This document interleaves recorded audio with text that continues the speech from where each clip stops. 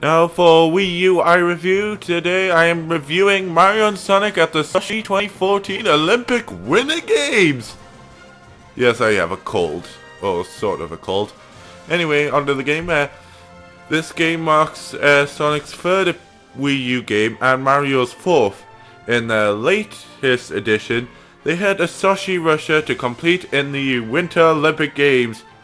For some odd reason, this is the first Mario and Sonic at the Olympic Games not to have a 3DS version. You know, that console that roughly sold 8 times more units than the Wii U by the time of this game's release? In this game we have 25 events, including 16 Olympic ones and 9 Dream events, with a total of 5 different modes. Let's begin with the first thing you'll notice, and the game's biggest flaw: you have to use a Wii Remote Plus just to play. The only other game I've ever needed the Wii Remote Plus is Wii Sport Resort, and I knew that required the Plus before I bought the game. But with this game, to even notice that it required it before you bought it was a small line on the back of the case. So remember, make sure you have a Wii Remote Plus before playing this game. Luckily, I had one somewhere, but I had to spend about 5 minutes looking for it. So, where should we start with the game? I suggest picking Legends Showdown. There you can go through all the events of the game. However, the story or visuals going from one event to the other is pretty much the same throughout most of the game.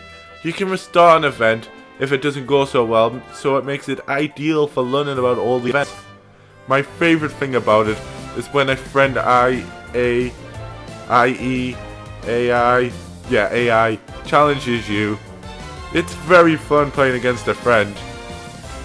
The me here is owned by friend and good YouTubers Pieter163. Yes. Another mode, Medley Mania, allows you to play a series of games where you get points based on what place you came. You can select your own set of games, making it ideal for multiplayer. Action in Answer Tour is alright, and another good idea to play against your friends. But now let's talk about the main attraction of the game, the events. A lot of them have their own issues. Many of them have received downgraded controls. 2010 games, ski jumping, snowboarding, speed skating, short track, bobsleigh and ice hockey have all suffered from this. In most cases, these new controls are just harder to deal with than the last Winter Games, which some of them should have just stuck with the previous game's controls and worked on a single player mode to make up for any possibility that it was too much like the 2010 Olympic Games.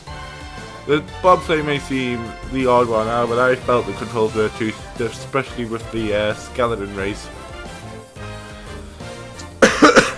Some of the Dream events fell well below par. These are the hockey because of its controls that it is adapted, hole-in-one curling because the store just moved too slow, and it's just a very poor version of golf.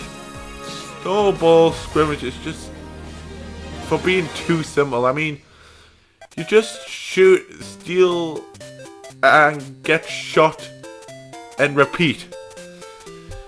It should have really been a first-person shooter rather than a third-person shooter. Then it may have actually been good. And Bullet Bill Sledge Race for its oversensitive controls.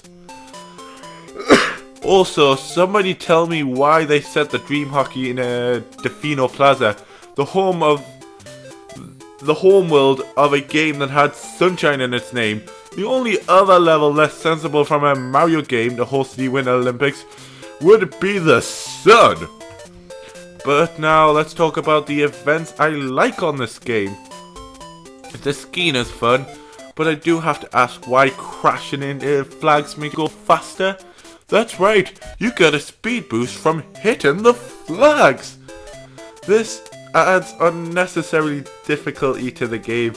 It's alright on the skiing, but on the snowboard it's even worse because the controls aren't as good as the skiing. But it's still a very good event as long as the Wii Remote Plus doesn't start acting up. If it does, then pause and put the remote on the floor. The next one I really like is the biathlon. It's part skiing and part shooting. When it comes to the transition of you having to get the gun and then getting it ready, you have to change from the remote to the gamepad. I don't know if it's just me, but this brings a lot of immersion for me. That alone makes it one of my favourite events on the game. The figure skating is as fun as ever, and with the new double event it gets a whole lot better. The first issue of the game, it was clearly designed for people with the same handed. If one person is left-handed and the other is right-handed, then... This is... Wait. Okay, so what do we do here?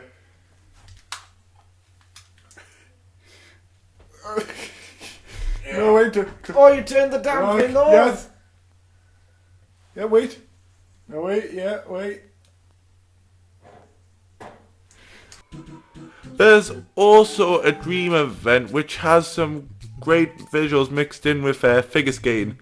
Another weird element in the doubles is that that one character has to be a male character and the other has to be a female character. Basically, one player has a choice between 16 characters and the other has 4, which are Amy, Blaze, Daisy and Peach. You can choose me, but it's still a very weird limited choice for the player who has to pick a female character. Definitely one of the greatest events to try out, and I can't wait to see other people trying out this event with one another. Yeah, I hope to see a YouTube video somewhere of people I know doing that. Roller Coaster Bobsleigh is another fun event. The gameplay is fun and the level's based off Speed Highway of Sonic Adventure, one of my all-time favourite games and my all-time favourite Sonic game. The nostalgia just hits me whilst I'm playing this adaptation of this level. I would advise putting the difficulty on easy or it would be very difficult to win. By far the most interesting event is Winter Champion Race, which combines all of the race events of the Winter Olympics. Sadly, it can be a bit difficult at times and even the easy computers are unforgivable at times.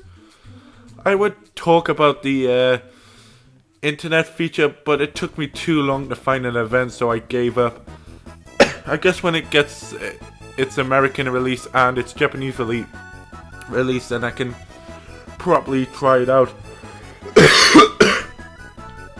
There is some great ideas for the Wi-Fi, like being able to represent your own country, but I do wonder why only 4 other events are available on the internet rather than all the 25 that are on the game. So I give this game a 4 out of 10. Overall, this game lacks a compelling single player mode and almost half the events fail to meet my expectations. The graphics are very well done and they do have some good ideas for the internet. But similar games for the Wii U like Nintendo Land and Game and Wario are just more worthwhile games to get. I would have given this one a +1 if it wasn't for the fact that it uses the Wii Plus remote and doesn't tell you straight on the cover. I would have also given it a +1 if the controls were all good, and plenty more points if it had a really good single player.